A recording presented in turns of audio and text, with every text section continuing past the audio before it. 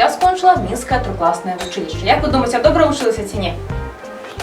Так, це правда, у мене є посвідчення. Я вам прочитаю, які предмети я вивчала. Закон Божий, русский язык, арифметика, русская история, география, чистописание, рукоделие и пение. По всіх предметах отримала знаки «видатна». А ось гэта фотоздимок зроблений тут, у гародній фотомайстерні Садовського-Козловського. На подлозі олов'яні солдатики. Коли хлопчики гуляють за дамом солдатики, вивчають історію, тактику і стратегію. Адам Ягорич після праці у банку може прийти у свій покой, сюди в кабінет і знову попрацювати. Бачу ці пригожі древляні книжні шафи. Адам вельми ганориться своїм бібліотекою.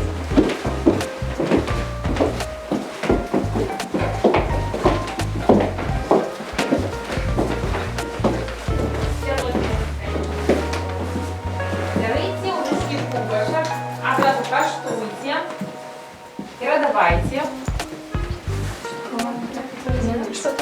Так, кто там боится, не хочет брать? Так, почекайте 2 години, да? После попьете. Добренько каштуйте, девчата. Там некалькі зёлок.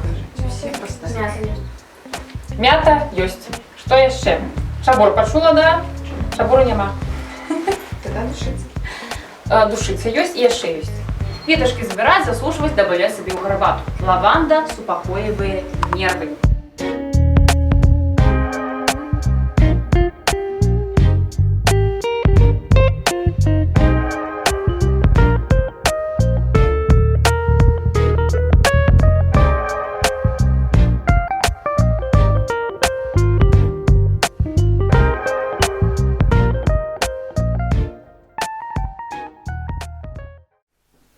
Шановні сябри, ми раді щиро вітати удільників обласного семінара молодих літераторів Гродзенщини у серці нашого літературного життя у Гродзенському офісі Союзу письменників Білорусі у історичному центрі міста Гродно. Будинок, у якому ми з вами знаходимося, де розміщається наш письменницький офіс, це була резиденція князів Масальських.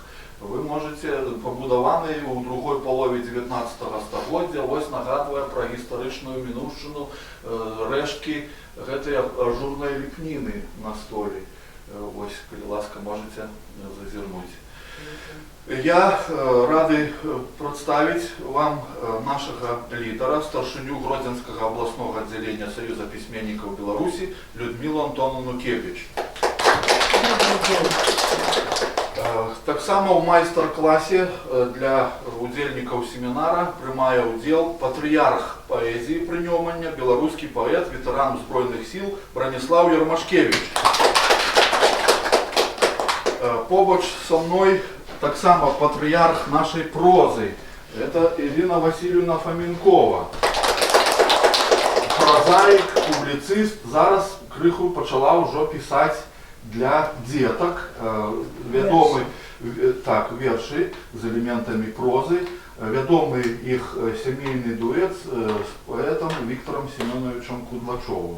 А зараз я хотів би, шановні колеги, представити вам удільників нашого... Я забывся. Так само молодая наша поэтесса, член Союза письменников Беларуси, уже автор 2 книг, поэтесса Виктория Смолка. Андрей Дорожкин, поэт, прозаик, драматург, город Гродно. Ольга Ализар, поэтесса, город Гродно. Наталья Лобеева, прозаик, город Слоним. Ксения Урбанович, поэтесса, эссеист, перекладчик, Свислацкий район. Ольга Новицкая, поэтесса, эссеист, Волковыский район. Вероника Савко, поэтесса, Зельвинский район. Алена Запасник, прозаик, Вороновский район. І ще один представник Вороновщини, Ангеліна Янкілайц, поетеса.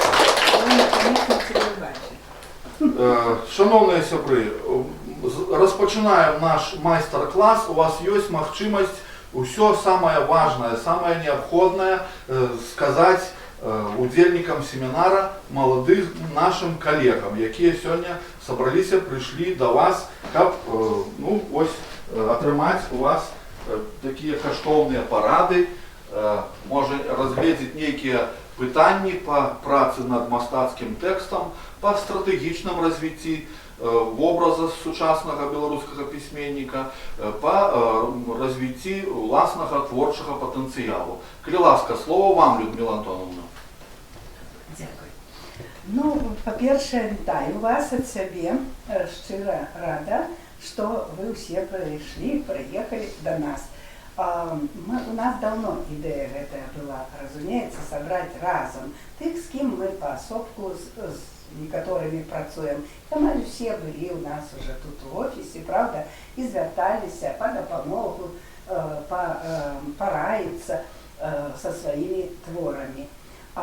І вось мы, калі чыталі вашы творы, абавязкова заўважалі, зразумела ж, нейкія там недахопы, нейкія хібы. Магчыма, гэта ўсё, і мы разумелі гэта з-за таго, што ў вас крышачку менш вопыту, чым тых, у каму уже і за 40, і за 50, і за 60 гадоў.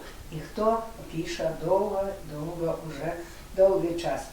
Ну і сёння мы б хацелі і з вашага боку пачуць, што б вы хацелі высветліць для сябе, калі з чым вы сутыкаецеся, калі пішаце той ці іншы твор, ці прозу, ці паэзію, ці публіцыстыку, ці які нарыс, эсэ, ну, вось у такое. Ну, я скажу, што вельмі часта маладыя людзі, і нават не маладыя, але которые пачынаюць пісаць, яны не бачаць самі сваіх недахопаў. Гэта зразумела. Нават сталыя уже і прызнаныя пісьменнікі, калі адразу, напрыклад, напішуць верш і лічаць, што ён гатовы, то гэта неправільна. Ён павінны адлежацца, гэты твор. Правда, вы ведаеце гэты пастулат, і што нават праз дзень, нават праз 3 дні, а тым больш праз тыдзень, калі ты перачытаеш свой твор, то абавязкова сам нешта там яшчэ знойдзеш, абавязкова нешта дабавіш, або нешта здымеш адтуль, нешта пераробіш. Нават калі словы месцамі ў сказе пераставіш, і то гэта ўсё будзе садзейнічаць таму, каб твор быў больш удасканалены, менавіта вашымі стараннямі, намаганнямі. І вы ведаеце, самае галоўнае, по-моему, Караткевіч сказаў, што самы лепшы рэдактар – гэта ты сам.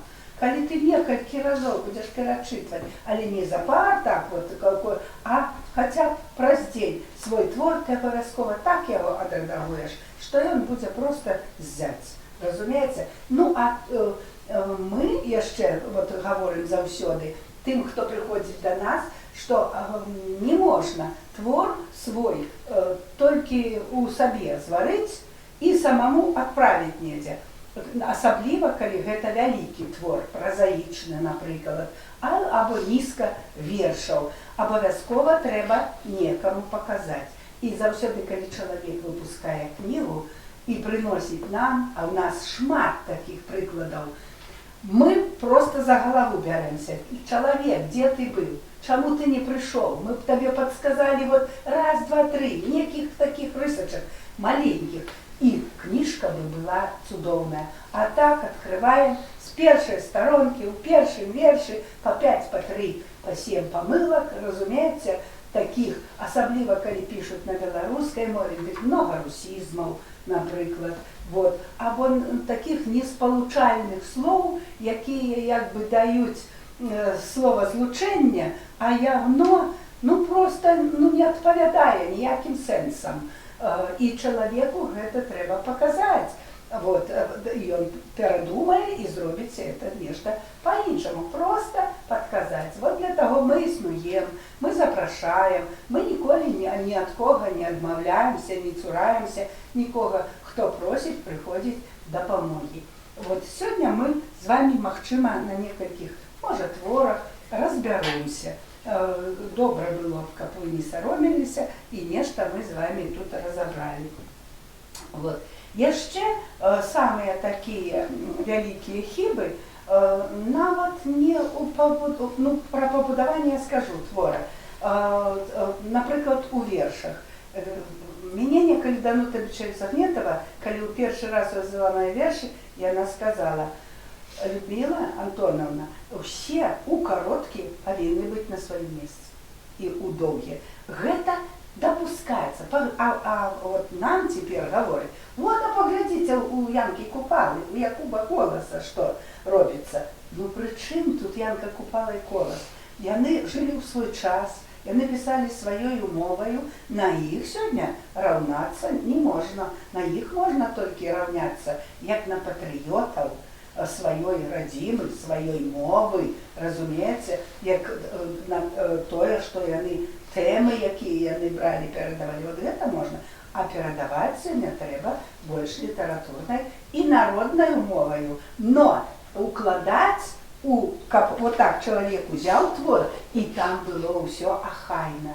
А вот тое, што там у не на месцы, там слова некае рускае праскачыла, там некія знакі прыпынку, гэта ўсё неахайнасці.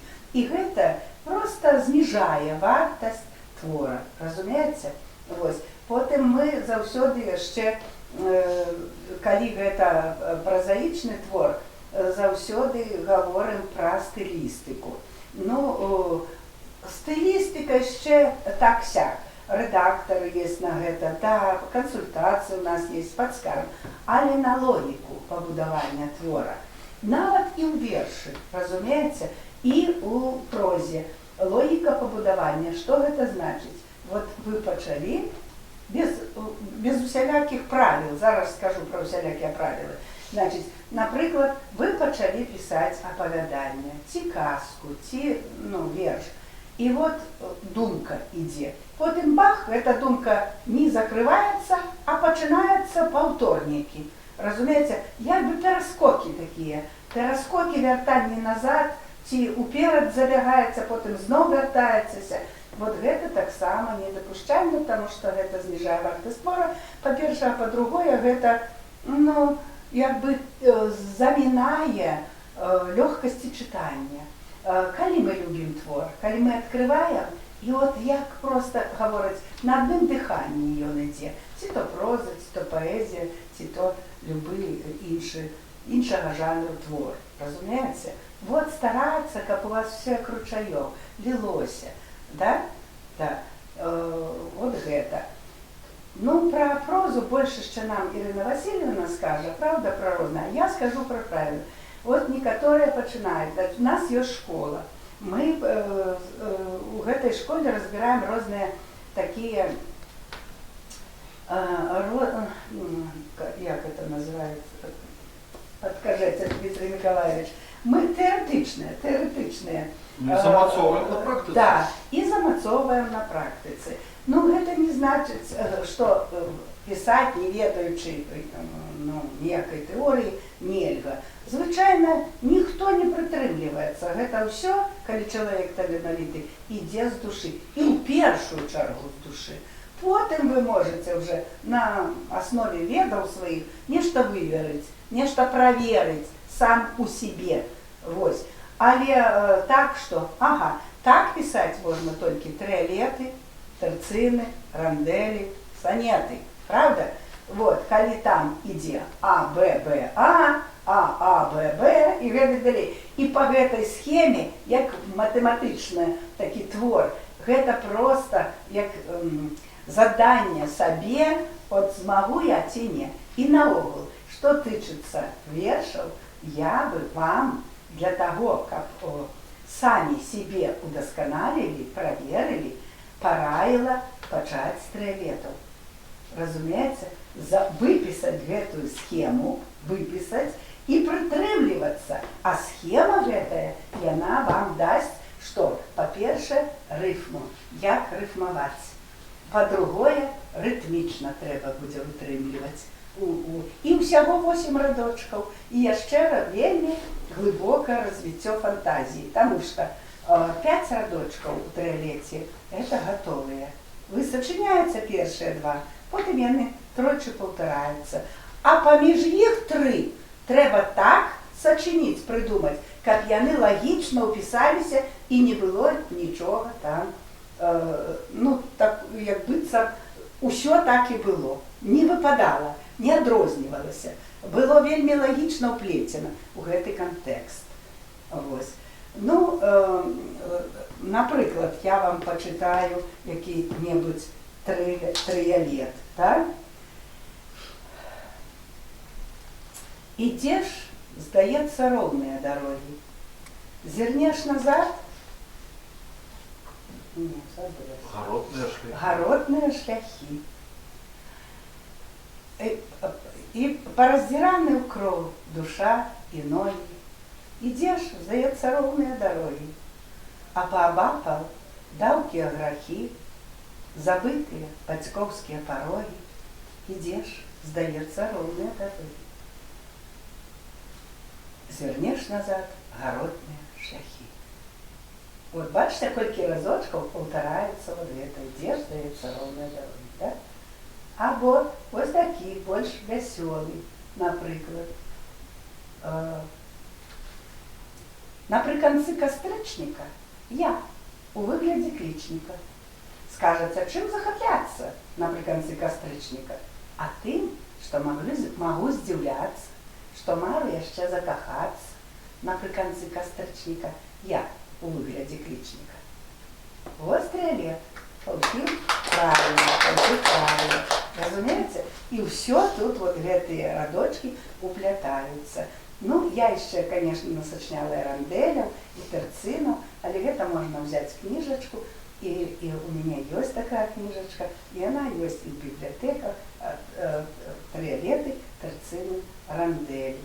Вось. Ну, што тычыцца вершаў. Давайте пару вершаў уже вам пачытаю.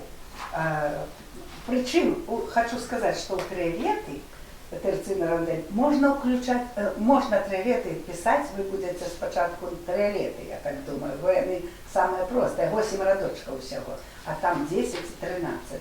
И трыялеты можно писать на разные темы.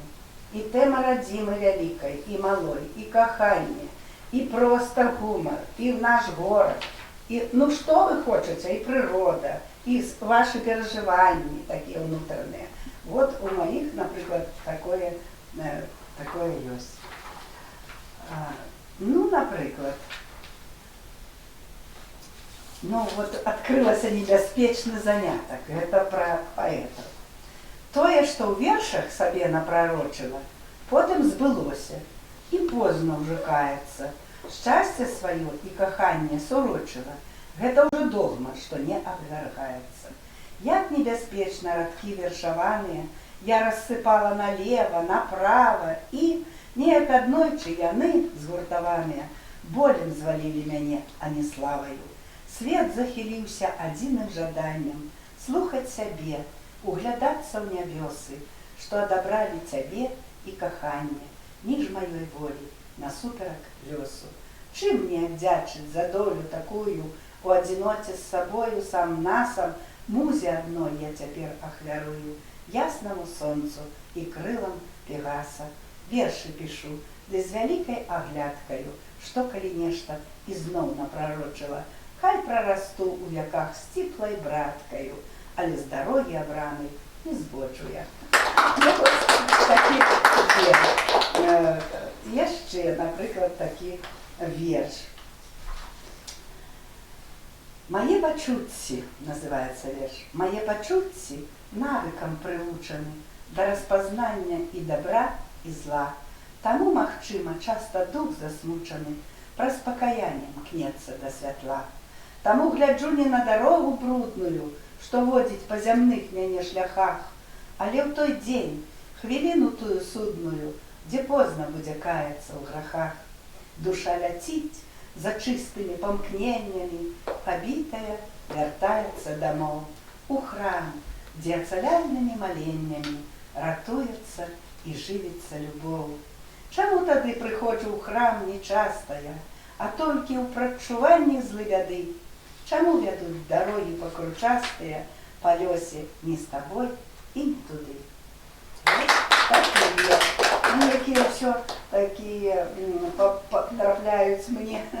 Ну, вот, напрыклад, я яшчэ почитаю вам такую. Покликаная Беларусью. Тобою, Васильковая айчына, могу я захапляться до бясконца. На свет гляджу твоими я вачыма, спялю спадзелы под твоим я солнцем. У радости с тобою я и у горы, хвареешь ты, и мне душа болит. Поправишься, зверну любые горы, мне Бога за тебе весь век молить. И я молю, как ты была здоровой, я леки тебе лепшие куплю, прихожей песней, вершаваным словом, душой отданой за тебе молю. Покликаная неколи тобою, лячу, не чую под собою ног у Беларусь, где все мое святое, где приземлился и живе мой Бог. Ну, я ще хотела прочитать про нечто такое. Вот у меня и белорусский рушник, и про медовый спас, и про колосы, и часу есть верш такие. Ну, на любые темы есть. А вот верш, який, ну просто як експромт, ён до мене прийшов. Якраз він актуальний. Адыходзіць май. Адыходзіць май, отцветая без, и птушины грай, разрывая лес, навальничный гром напалухал день, разгонял бегом по домах людей, и летела я цераз дождь часты, и плыла земля не туды, где ты, не мяне чакал, не мяне кахал, а тым часом дождь покрыху стихал, и святлел обсяг, прогонял мой страх, и на стрым голов бегла я домов, хоть и там не рай, карцей, раздрай, отцветая без, адыходзіць май. Вот такая картинка такая. Ну, яшчэ хотела б я вам прочитать які-небудзь такі вот верш.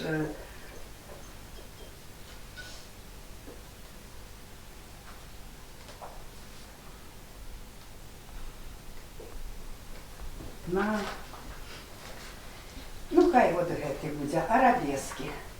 Калі ноч з вышынь нябесных ступіць на парог, праглядаю арабескі пройдзеных дарог. Пакручастыя карункі, кветачкі сям-там, лёсу сціплыя дарункі, фарсаў больш і драм. Але я не наракаю на жыццё. О не, навучыла ты адчайна выжываць мяне, стойкаму супрацьстаянню, на усялякі гнус, навучила пакаянню, твой галоўны плюс. Так жыву, не замагаю, і жыццё люблю, ганаруся тым, што маю родную зямлю, што завецца белай Руссю, і няма здавён за яе радней на свеце, і не будзе век, поверьте, до апошніх дзён. Ну, это я вот з этой книжечки «Мои ночные близковицы», которую я еще навод не презентовала, и она вышла в этом годе. Да. Презентация запланована на червень. На червень. Так, этой книжки и книг прозы. Ну, еще у меня есть, кто пишет дзіцячие, я пишу для детей. Правда, писала вот эта книжка загадок на белорусской мове, причем загадки, вот тем педагогам, что цікаво, хто будзе з дзеткамі працаваць, это загадкі класічныя, загадкі блытанкі і загадкі забаўляльна-пазнавальныя. Я вот дзеткам, калі сустракаюся, загадваю, некаторыя яны нават не адгадваюць на сучасныя тэмы. А вот гэта кніжка «Берег, дай цукерак» гэта пра наши міфалагічныя беларускіх, пра наших міфалагічных беларускіх герояў. Берег, цмок, водяник, хабер, знич, воструха, кот баюн, кот бабай, зюзя, базила, будисвет, хапун и гэтак далей. Ясно? Тут верши. Ну все, калі будуць потым пытанні, будзеце задаваць, потому что нас сегодня даволі шмат. И калі ласка, Дмитрий Николаевич. Еще раз старшиня Гродненского областного отделения Союза письменников Беларуси, поэтесса Людмила Кебич. Ну, конечно, Бронислав Иосифович, тут мы з вами у меншості. Бачите, що ми у кветнику таким. Моцная полова у нас представлена так не вельми масштабно. Тому вам слово, коли ласка, підтримайте мужчинський початок такий у сучасній поезії. Вельми дякую. Ну що ж, за запрошення на посещение сегодня. Я хочу сказать литерально только вот про что. Вельми добро, что мы собрали молодь на ось такое И на меня, на мероприятие. яку глядите. А? Это Дмитрий Николаевич. Вот. И ну, сьогодні ми тут поговоримо, як у вас справи. Послухайте, ну, Людмила Антоновна почули вже. Что-нибудь скажу я вам, а потім Ірина Васильівна. Уже можна починати.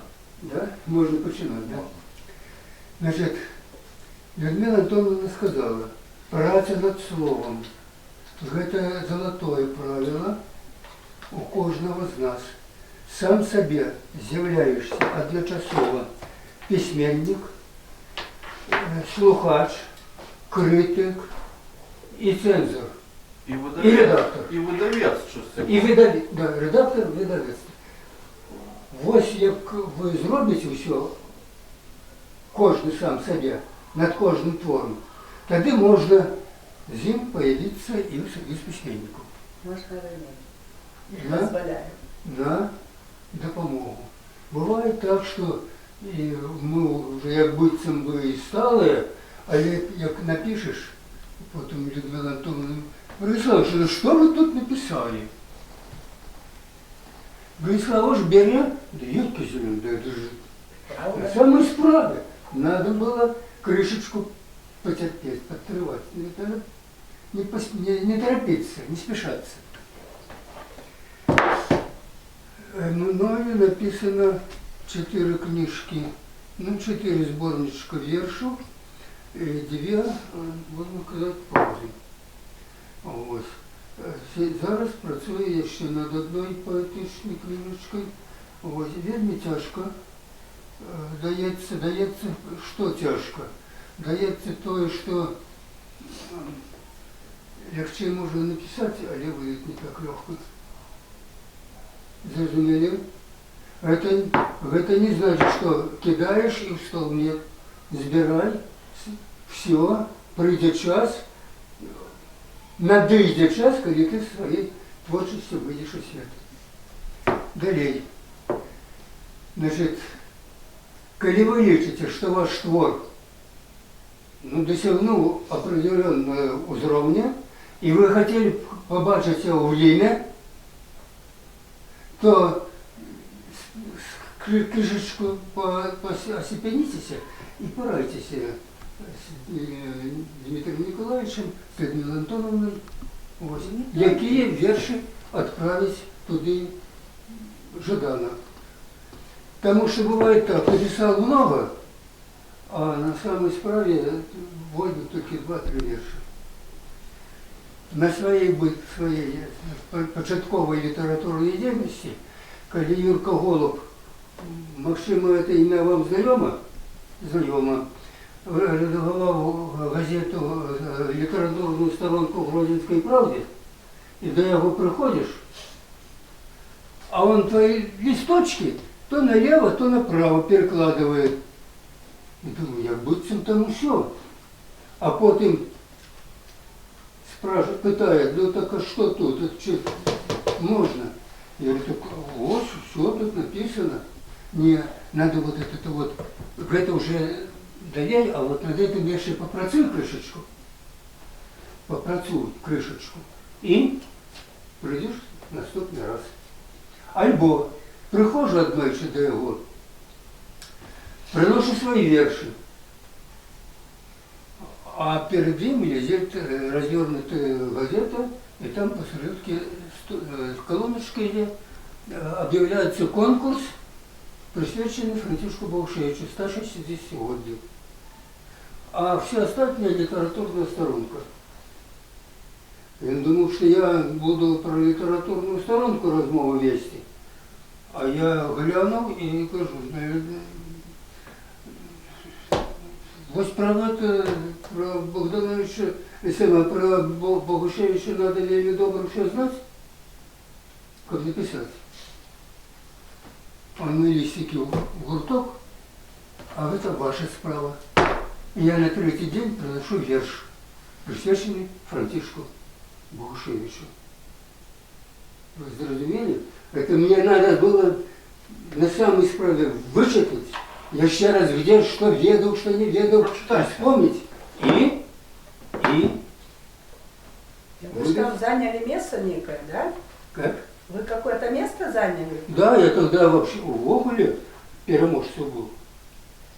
с этой версией? Вот. И, ну, соответственно, ага. Ну, вот так. Зашла за весел светлокрылых с верной весточкой весной. Земли матуле подарила Франтишка раннюю порой, бо молоко вобрав од матері новородную свою, як над колискою дитяті яна співала впершиню. А як ходив він полем гаєм здобыть криничної води, зачарований родним краєм, спотолю славу назавжди. Насуперек місцевої знаті принес он слово про згоди, узнес його, у мові маті покинув яркі сліди, і став Франтишек Богушевич у перший раз сирот імен, і сьогодні в слові задушевним черпаю я надьонний плен. Як на Русі родною мовою навіть Франтишек розмовляв, я дудку, смик, ніби продамову, до власної спадщини прийняв. Вот с таким вершем я вышел, ну и надо щиро отримав високу відзнаку. Увогуле, у меня спочатку малювався образ, про що я буду писати, а потім писалося на паперу.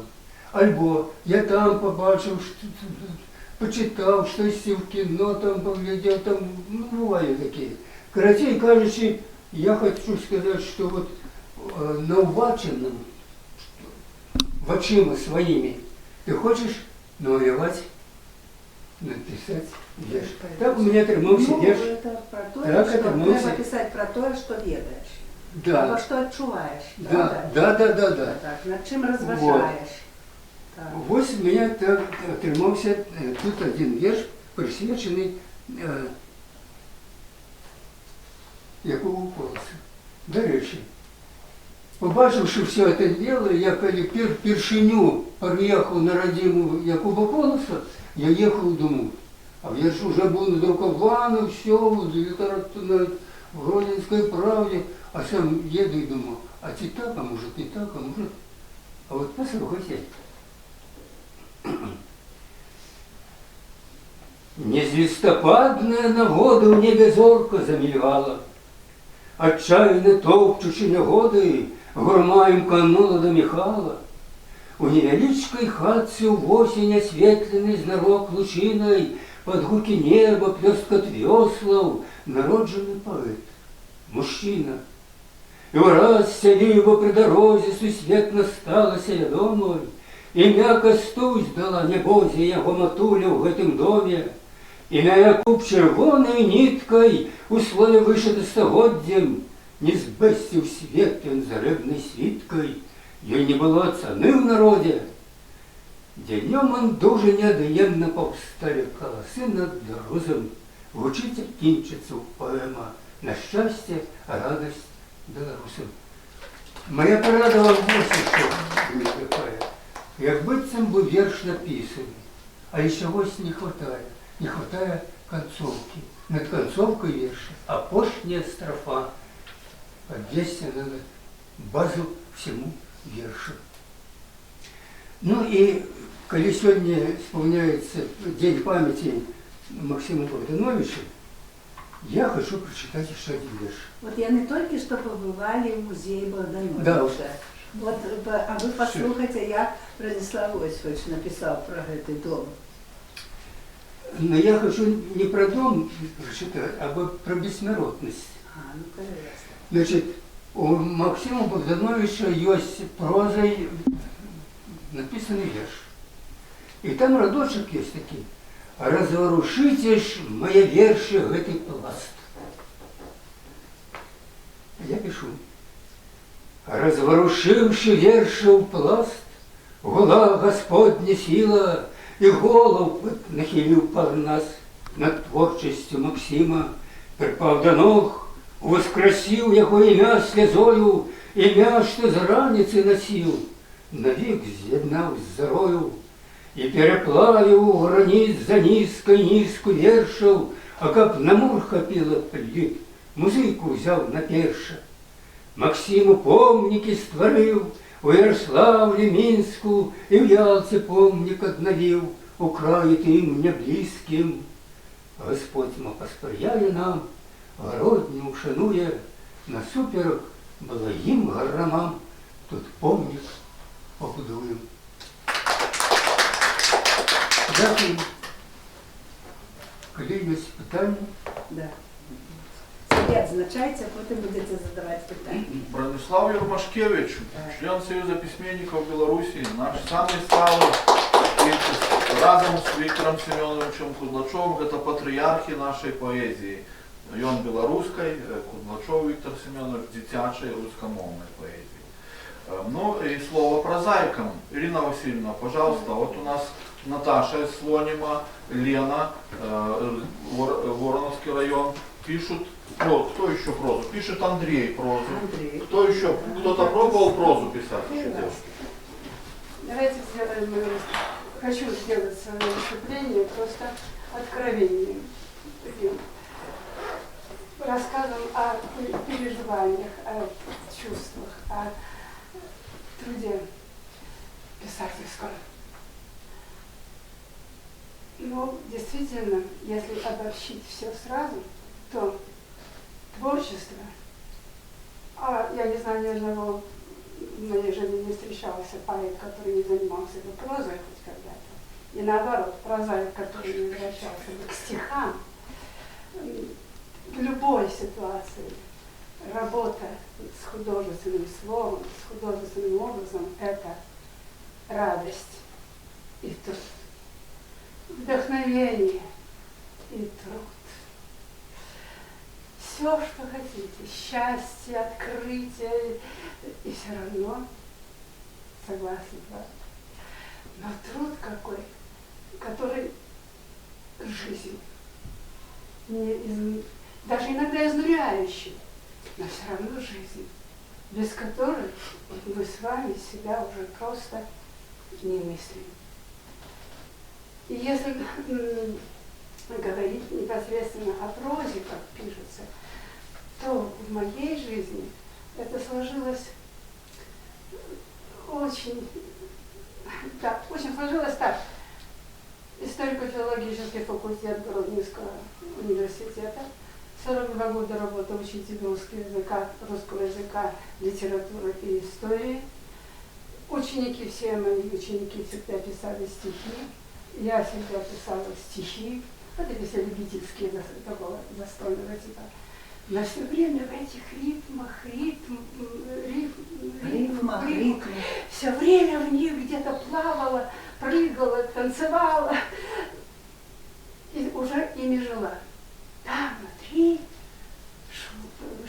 были шаги еще вперед. Потому что я понимала, что все это такое развлекательное. Больше, чем, понятно, да? Поэтому, когда я занялась серьезно литературой, это время подвинулось. И занялась, это я начинаю сейчас вам советы давать из собственного опыта. Только не удивляйтесь, самообразование. Это пройдя и университеты абсолютным самообразованием, созов, стили, жанры, метафоры и так далее. Первая меня накопительная папка методическая, именно примеры. Очень много газет выписывали, когда Качатов не был. И примеры, которые меня потрясали, и которые потом становились где-то основой формирования, построения, предложения, образа и его развития, и развития сюжета, были образцами. Я честно скажу, не выучивала все вот эти глубинные слова из литературоведения. Они мне, вот мне лично, они немножко мешали, потому что я человек эмоциональный. Они меня тормозили. Поэтому где-то я их оставляла на подсознании. Да, тут надо выдержать сонета, тут нужно выдержать рассказ. Это не эссе, это не другое, это рассказ, и должен сохраниться. Но не задерживалась. И если где-то вклинивался какой-то другой жанр, что-то меняло традиции, я радостно шла этому навстречу. Абсолютно, в каждом своем в каждой своей книге, в каждом произведении. То есть я что хочу сказать? Не бойтесь. Не бойтесь экспериментировать. Не бойтесь вмешиваться. Потому что тогда идет самоутверждение личности. Раз. И этот опыт поиска, он тоже очень важен. Не уставать от поиска. И когда находка становится частью вашего стихотворения или прозаического произведения, и вы знаете, что это только ваше, нет больше радости. Но это результат, опять же, труда. Рождается вот, любое произведение возьмите, и я скажу, что его рождение это как в сценариях. Вот в сценарии все начинается с того, что пишется 5 строчек синопсиса. 5 строчек, как и написано, 20 слов, не больше. Синопсиса. Место, время действия, имена, ну, буквально, поняли, да? Дальше идет сюжет. План Да, произведения. подача сюжета для себя. Я ее называю канва. Это должно быть вот эти годы. Вот у меня повесть «Умыться росой» про афганцев. 1989, я даже главы так назвала. 1989, 1990, 1991 до 1996. Это вывод войск из Афганистана до открытия памятника афганцам. Но внутри тематика эта у меня родилась, потому что мне один очень хороший человек подарил свой афганский дневник. Ну как бы, обязанность тут, ну все, чувство долга, как же он доверил, а я мимо. И я начала, изучила историю Афгана, изучила их религии, и так, вот такой список то, что я перечитывала, чтобы сложить то, что они видели там, и чем они там жили, и как, ну, вот эти картины этого одного из видов локальных этих войн, и подводить исторический, политический материал. Это тоже, я чувствовала, что это должно быть конвой. Сажусь писать, уже все, ну вот, материалов. Садишься писать, а не идет. Они пишутся. Но не плывут к тебе слова, не вскакивают. Начинаю мучиться.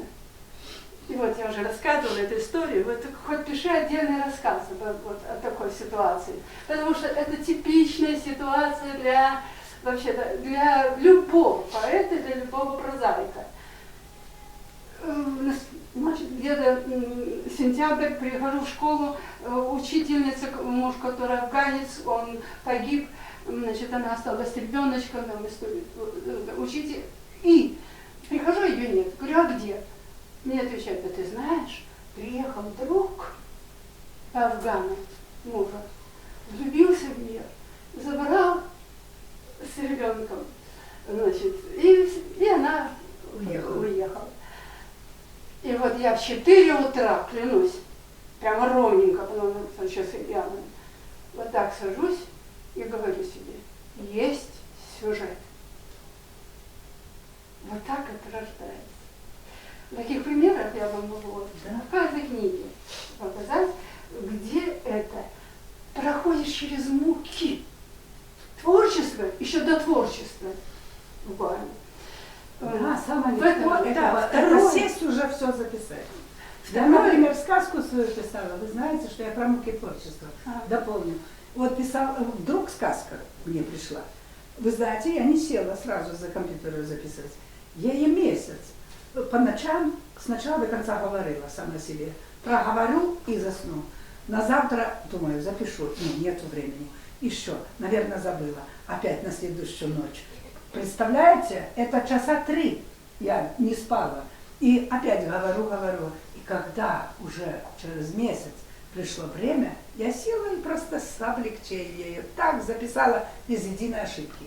Понимаете? Уже, потому что я его внутри выносила, проговорила всю. И еще что входит в литературное самообразование. Для меня это стало сбор материалов. У нас газетов не было, еще раз повторюсь, у нас были газеты, выписывала на целую зарплату учительскую, на целый год сразу. Из них я выбирала самые разные темы, самые разные образы, самые разные, даже отдельно у меня метафоры интересные, анекдоты, детский лепет, отдельно. Все. Папочки такие. Да, нумерую себя в телефонную книгу, под каким номером что записываю. Или, например, Екель, это знаменитейший наш журналист, во главе всех журналистов Беларуси. Все его статьи, я у него училась в публицистике, портретной, подаче портрета.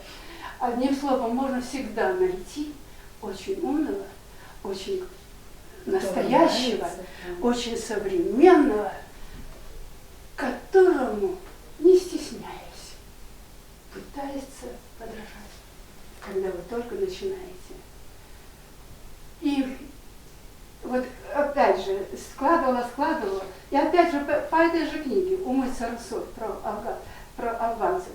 Значит, 94 год, выборы президента, пресс-конференция Лукашенко с журналистами, а у меня уже там журналист идет, образ вовсю, как же без него, если сама уже внештатный корреспондент «Голливудской правды», «Милицейского вестника». И так, значит, вдруг, не то по телевидению, не то по... узнаю, что была в 1994 году, в самом начале, в Советской Беларуси статья известного журналиста о том, что будет Лукашенко президентом. Боже мой, рвусь в папке этого года, нахожу эту статью, вырезанную мной в 1994 году из газеты «Советская Беларусь». Ну, конечно, конечно, не вся, там, она войдет. Но образ документальный. А у меня повесть четко определена. Художественно-документальная. Так тянется вот это развитие сюжета и развитие образа. И последнее, что я хочу рассказать. Образом надо жить. Каждый день и каждый час. На подсознании где-то, не то, что все забыть на свете и только этим жить. Вы меня понимаете. Вот смешной пример вам просто. Значит, еду в автобусе. Девушка стоит, черненькая, такая симпатичная. Смотрю, красная курточка, блестящая. Дальше смотрю, ножки. Это я, старая тетя, смотрю совсем другой точки зрения на это все.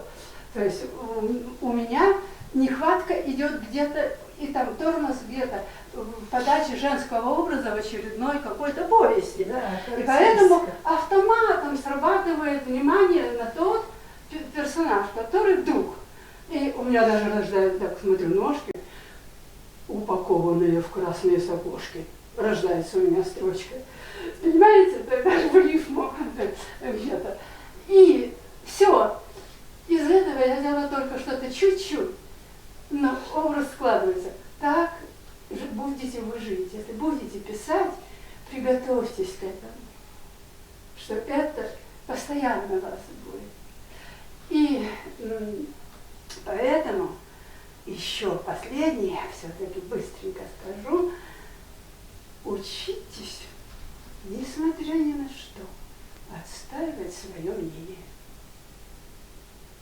Продумайте, без махания руками, без повышения голоса, без возмущения на лице, а просто, а вы знаете, я об этом думала вот так, потому что это случилось то-то.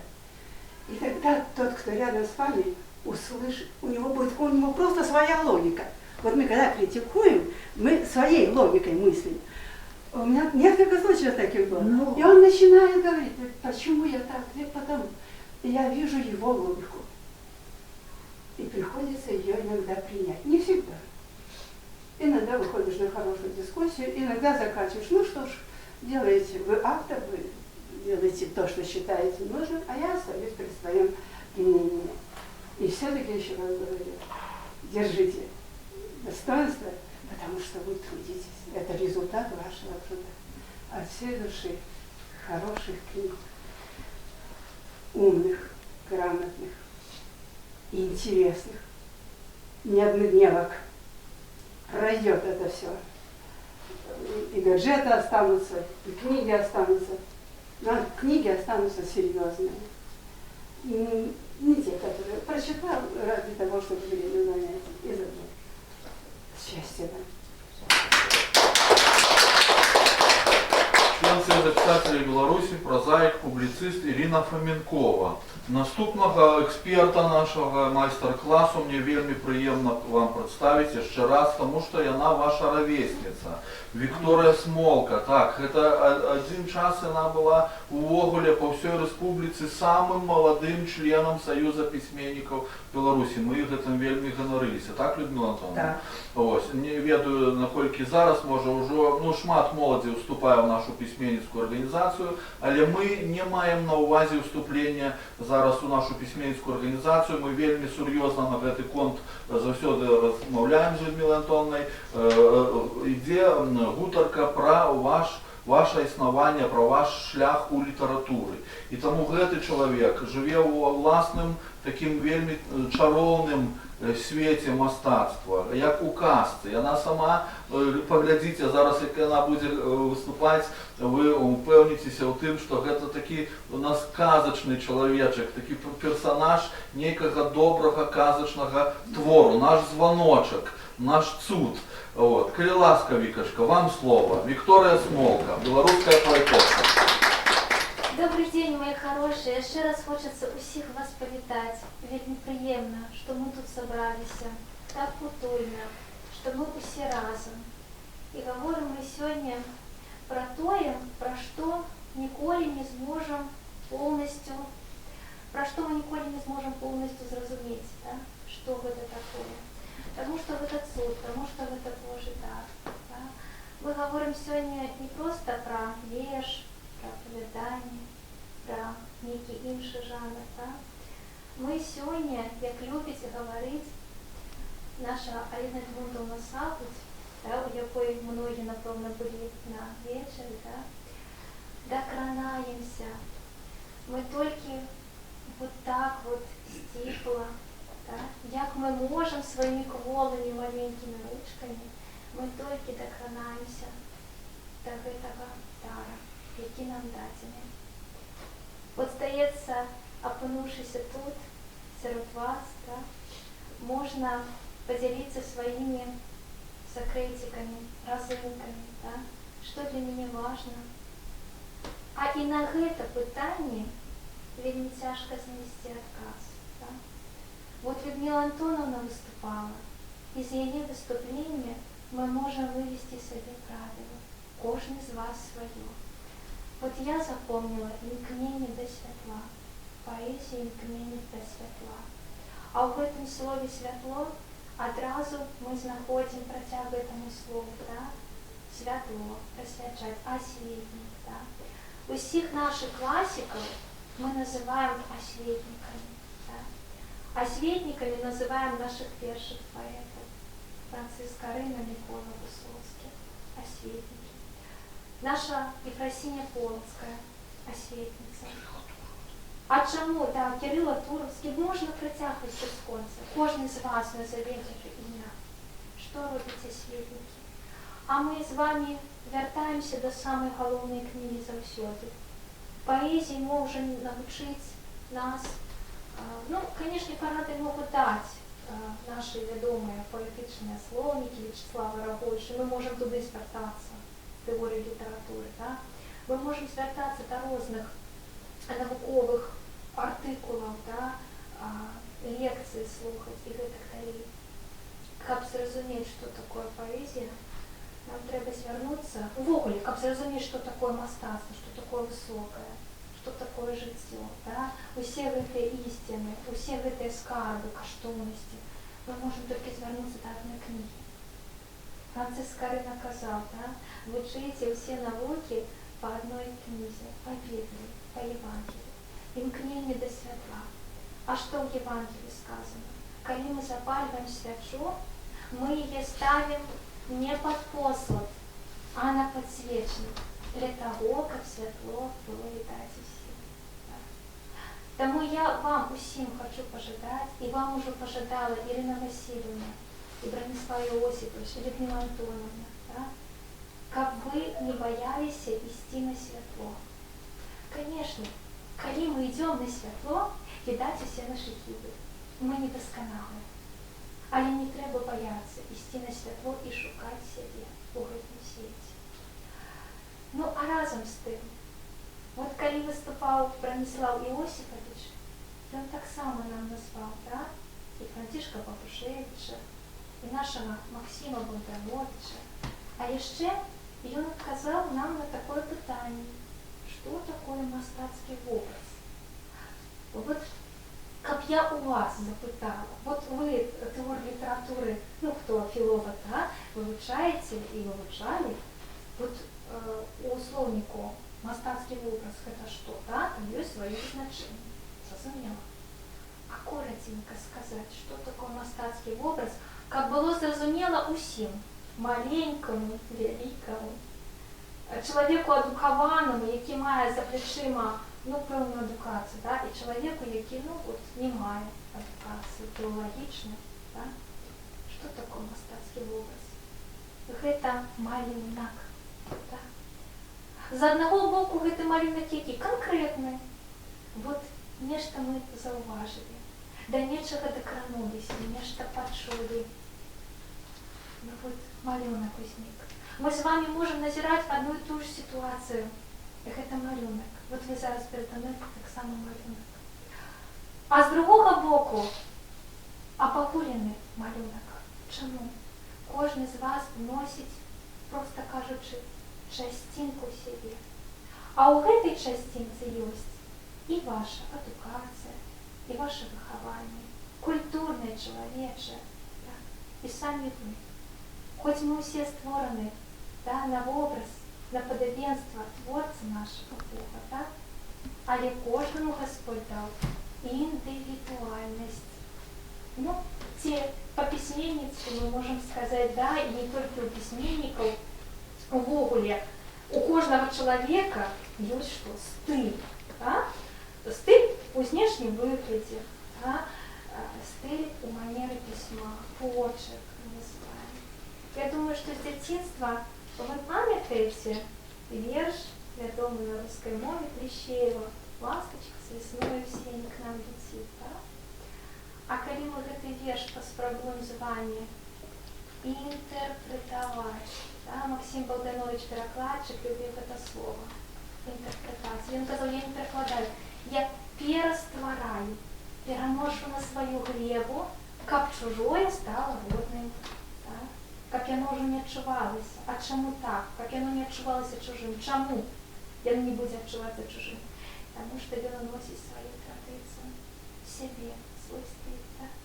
Вот ластачка з вясною в сені к нам леціць, маё пытанне да вас. А куды ляціць наша беларуская ластаўка? Яна ляціць у вёску Рудка, на бераг ракі Ясіка. Некалі ляжала там кладка, і па ёй бегала дзяўчынка, якой так хацелася паэты. Быў катаржанкі, дзе ж весна.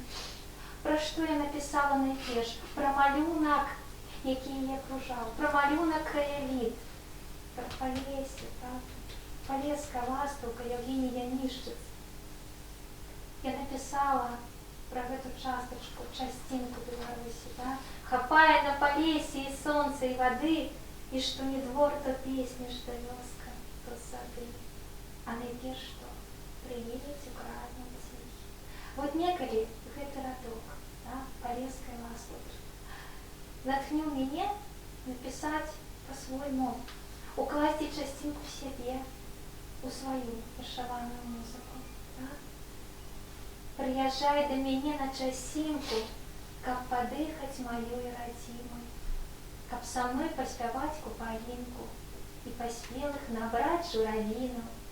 Я табе пакажу сваю хату, над якой пялёстка блакіту кожным маем растуць пуслянярты, цёплы вэлем жаромкі спавіты. Пазнаёмлю цябе я з валушкай, да яе прылятаў страцім лебедзь, і прыводзім з бярэзніку трошкі, калі ты на часінку заедзеш. Гэта ўжо іншая гісторыя. Гэта таксама дзяцінства, толькі малюнак іншы. Да? Але гэты малюнак не пазбаўлены тых жывых красак, фарбаў, колераў. Да? Вы памятаеце, у Змітрака Бядулі, я вельмі часта яго прыводжу ў прыклад, калі мы пішам каротенькія творы, да? каротенькія тэксты, творы каротенькія. Ну, напрыклад, Змітрак Бядуля, вядомыя, апавяданні, ну, дзіцячы, яно казачнага характару абсалютна, але алегарычнае разам з тым, да? Музыка, ну, звычайны, напрыклад, пастушка Васількі, да? Які нёс сваю музыку у свет. Дык не проста нёс. Што ён хацеў зрабіць? Навучыць усіх гэту музыку разумець і гэту музыку выконваць, перадаваць. Да? Вот Янка Купала, яку голас Максим Богданович, Владимир Короткевич, вот Людмила Антоновна, да? Бронислав Иосифович, Ирина Васильевна, Дмитрий Николаевич. Ну, вот так само хочу з вами поділитися. Яны ўносяць часцінку сябе, але ўсё роўна яны не могуць у голас напомніць і сказаць, што гэта маё. Гэта дадзенае ім для таго, каб яны маглі перадаць у свет, да? Падзяліцца. Канешне, мы працуем. Да? Мы працуем над тым, каб у нас была дасканалая форма. Да? Это таксама важна. Калі чалавек будзе разумны, калі ён будзе цікавы, але знешне ён будзе зусім неахайны, у нашым свеце яму будзе цяжка. Таму мы павінны і пра форму таксама дбаць. Пра гэта вучыць нас, гэтаму вучыць і Максім Богданович. Да? Гэтаму вучыць цётка. Што я напішу ў сваім артыкуле да дзяўчатак, так? Гаспадынькамі будзьце. Трэба рупіцца пра свой агародчык, так? Якія кветкі, ты такая будь павінна, так? Акуратная. Вот і мы павінны быць акуратны, мы не павінны дапускаць, да? І памылак, гэта важна. Але навучыць пісаць вершы, паэзію тварыць, немагчыма, тому што паэзія гэта стан душы. Мой выдатны настаўнік, я не люблю казаць выкладчык. Вот я таксама выкладчык, я выкладаю ў інстытуце развіцця адукацыі, да мяне прыязджаюць настаўнікі, я не чытаю лекцыі. Я не люблю слово выкладчык. Настаўнік. Яно зноў жа біблейскае слово, да? Мой настаўнік. Ігор Васильевич Жук калісьці мне казаў. Ёсць паэтычнае практыкаванне, да? А ёсць паэзія. Вот гэта трэба адрозніваць. Мы вучымся, конечно, да? Мы выконваем пэўныя заданні для таго, каб палепшыць сваю форму. Але калі ў чалавека няма ў душы адчування, да? Гэта, на мой погляд, адчуваць паэзію можа той чалавек, які можа адчуваць музыку. Музыцы можна навучыць практычна выконваць любога чалавека. Тэхнічна можна навучыць. І спяваць, усіх ёсць голас прыроды. Калі займацца, чалавек нечаму навучыцца. Але другое пытанне, ці зможа ён сваёй музыкай кранаць так чалавек, каб чалавек заплакаў ці усміхнуўся. Яшчэ адзін прыклад. Ужо рускай пісьменніцы, паэтэсы рускай, Веранікі Тушновай. Вот яна падчас вайны таксама пісала, много пісала, і яе вершы засталіся для нас прысвячэнні дачушцы, яе маленькай, з якой яна засталася. Яна таксама казала, што паэзія з ёй стараецца. Прыйшла з працы сваёй цяжкой, дапамагала салдацікам. Яны ёй расказвалі свае гісторыі, сваю бяду, сваю радасць, свае мары, спраўджаныя, неспраўджаныя. Яна прыходзіла стомленая пасля шпіталя і запісвала. І напісала «Не отрекаются ребята». Калі мы любім, тады мы не цураемся. Калі чалавек хоча дарыць сябе, ён знойдзе сваю сцяжынку. Як бы не было цяжка, ён все роўно знойдзе. Таму што паэзія – гэта служэнне. А служэнне шлях вельмі няпросты. Таму вот нам даў прыклад Браніслаў Іосіфович, што паэзія – гэта мастацкі вобраз, гэта малюнак. Малюнак, з якім мы кожны дзень сустракаемся, але вот адчуць гэты малюнак кожнаму дадзена па-свойму. Хтосьці можа убачыць, проста, як Ірына Васильівна кажа, сапожкі, ботики, чаравічкі. А хтосьці на гэта не зверне увагі. Вот каб выпрацаваць у сабе вот эту далікатнасць, з ёй цяжка жыць, я вам скажу адразу. Таму што ты ўжо міжволі кожнае слово прапускаеш праз сябе. Вот я вам з вами падзялюся такой асабістай гісторыяй. Вот мне ад Бога было так дадзена, лічу, што гэта таксама дар сапраўдны, даглядаць бабулю. А калі з намі побач нашы блізкія, асабліва ўжо старэнькія, цяжка бывае, нам хочацца выйсці, нам хочацца займацца сваімі справамі. А яна казала вельмі правільную фразу, да якой мы ўсе прыходзім. Нам всім чаго хочацца, поэтому не поэтамся, увагі. Яна казала, хоть отзовись, хоть отлупнися. І я цяпер вспоминаю вось гэту гісторыю, гэты момант, гэты малюнак, перажываю яго, а пасля пераношуся і пачула тую ж самую гісторыю з вуснаў маёй сяброўкі. Так склалася, я зноў жа падзялюся з вами, што мае сябры бываюць старэйшыя за мяне. Яны маглі бы быць сябрамі маім бацькам, но яны і мае сябры. Гэта духоўныя людзі, гэта свяшчэннікі і сем'і таксама. І вот падзялілася са мной моя таксама блізкая сяброўка такой гісторыяй. Яна прыязджала да бабулі сваёй, разом с семьей. Бабуля включала моцно телевизор, тому что ей хотелось поглядеть не просто нечто там, а святые программы. Божье слово почуть, и снова что-то вертать, Божье слово. А молодым было незручно. Хотелось отпочить, хотелось заниматься там тим, чим яны хочуць, сваімі справамі. Хацелася, ну, Тишині. покласти дитя спать малое, да? тихо, как было. А бабуля казала, детки, няўжо гэта я замінаю, паслухайце толькі святое вучыць. Так? І вось цяпер, калі настала цішыня, няма ні маёй бабулі, ні той бабулі, якая крычала моцна гучна тэлевізар, а застаецца гэты ўспамін. І гэты ўспамін, канешне, пабуджае, натхняе на тое, как з душы вылілася из мужа музыка. Уже не такая гучная, как была тады, да? А музыка тихая. Бабуля любила программы святые. Настройте мне, детки, показывал, как спас.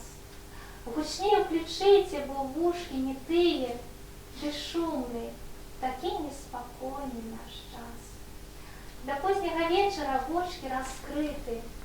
Глядите у окенца, где сяе Христос.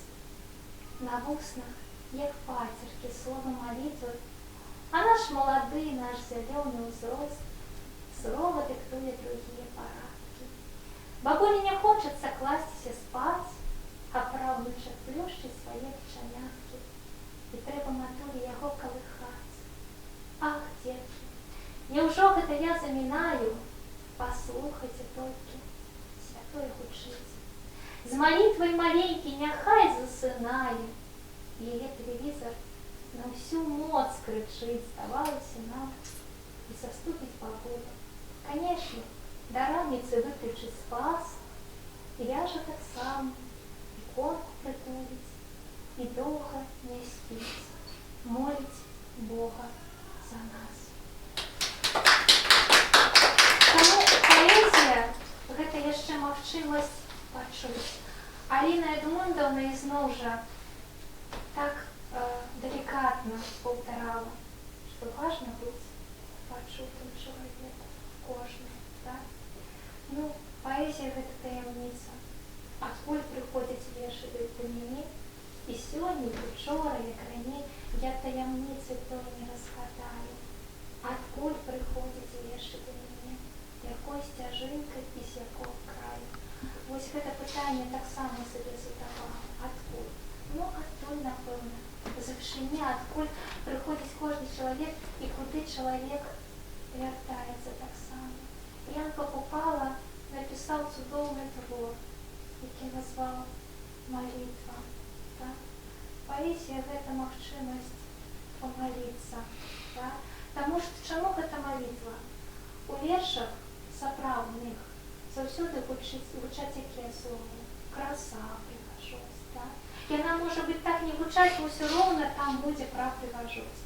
Так? Пра тое, што выклікала ў чалавека слёзы, усмешку, замілаванне. Так? У паэзіі заўсёды гучыць любоў, любоў да радзімы, любоў да чалавека, так? Любоў да пэўнай справы.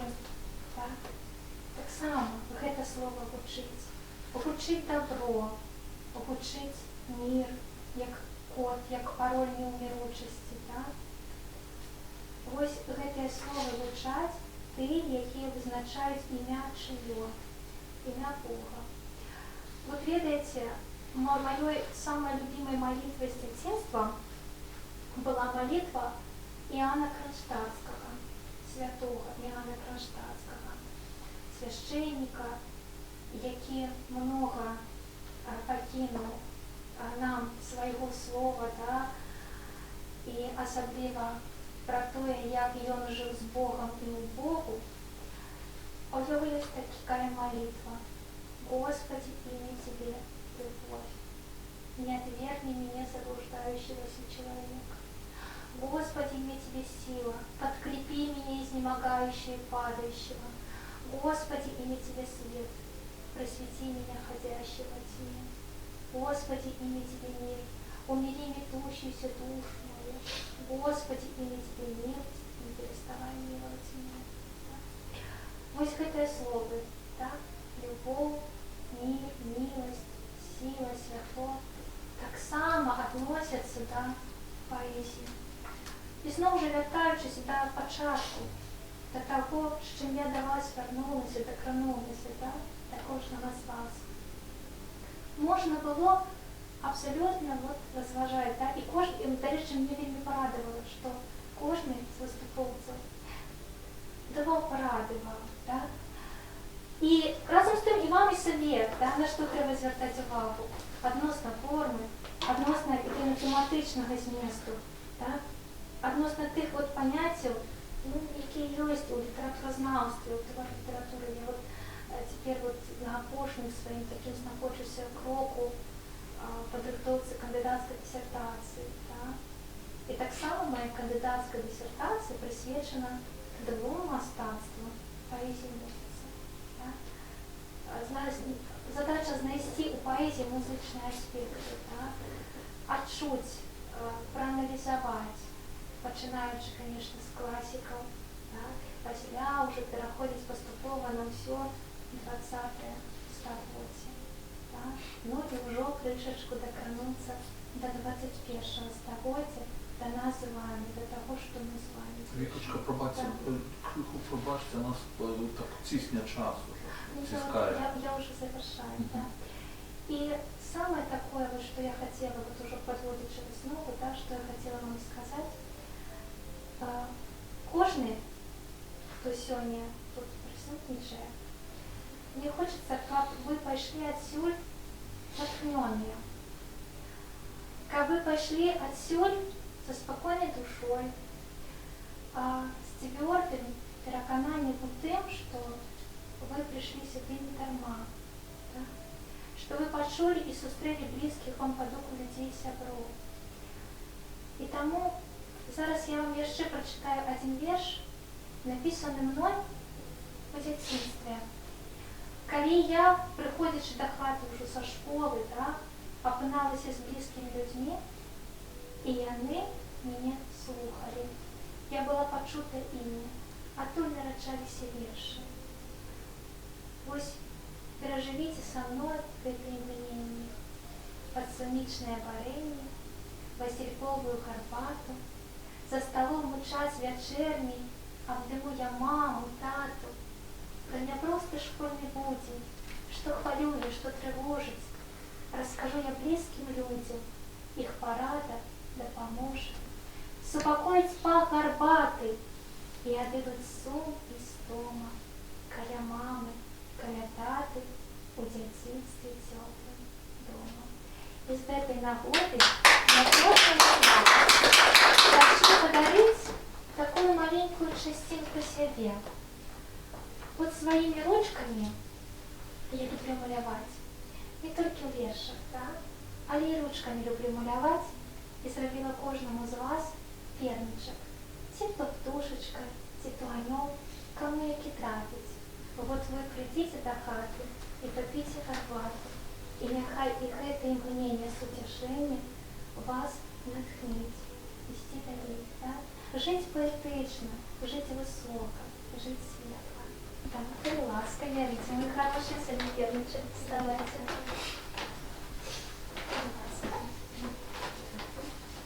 Некому може некое слово, типа ожидание, что такое поэзия, трапится. Держите, будь ласка.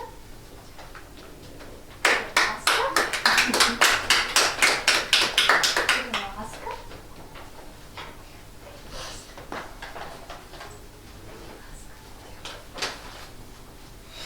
Будь ласка. Дякую, Вікі.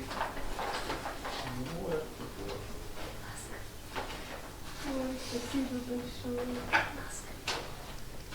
Ну, не буду кушать. Я повешу. Поэзию. Спасибо. Будь ласка. Как моя хорошая. Ну, я думаю, что мы пошифруем так само Вот и человека, Андрея, который нас да. снимал. Но останнє мы покинем Людмиле Антоновне. Дякую вам, велике, за все. Вікторія Смолка, член Союзу письменників Білорусі.